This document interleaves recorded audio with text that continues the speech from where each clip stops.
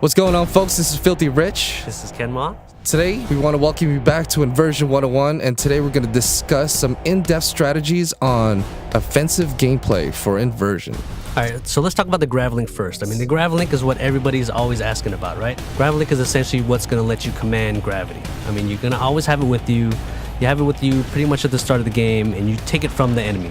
Take it, use it as a tool of revenge, right? It's going to let you do all these cool things, and gravlink itself is actually a weapon. So the gravlink is a weapon, so just in case you didn't know, use the gravlink, experiment with it, pick things up, and show it all around. Let's talk about the combinations that you can use with the gravlink. So right now, an example that I want to jump into is the use of the gravlink and low gravity. So the gravlink is strategic. You can't use the gravlink anywhere you want. What you have to do is you have to kind of plan out exactly where and how best to use this. So for example, when you're starting out in the game, you're probably going to have about 2 or 3 shots of low gravity. So what you can do is you can use that on that sniper that's hiding behind cover. You can pull him up out of cover, and then you can use that as a way to distract him. His aim isn't going to be as good.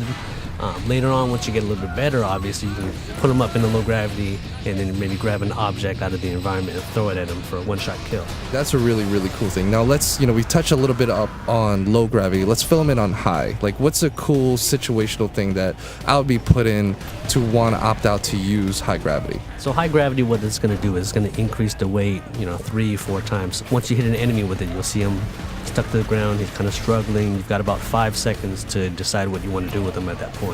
So, for example, Rich, I know if you're really good at up-close combat, you're just a master of the shotgun. What I can do is I can hit him with heavy gravity. He'll be stuck to the ground, and I can just count on you to run up and take care of him.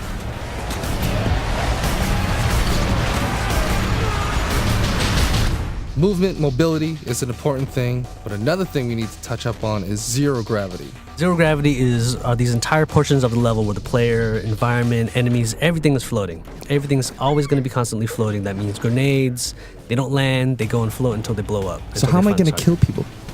Easiest way, instead of trying to flank them, you can flank them normally, right? You can kind of bounce between objects with your gravlink. Gravlink will actually pull you toward, almost like a grappling hook.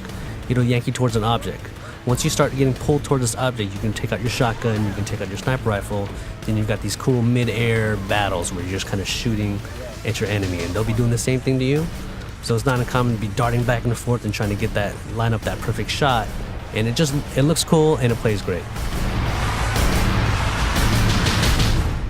So the next thing that we're going to cover is vector shifts.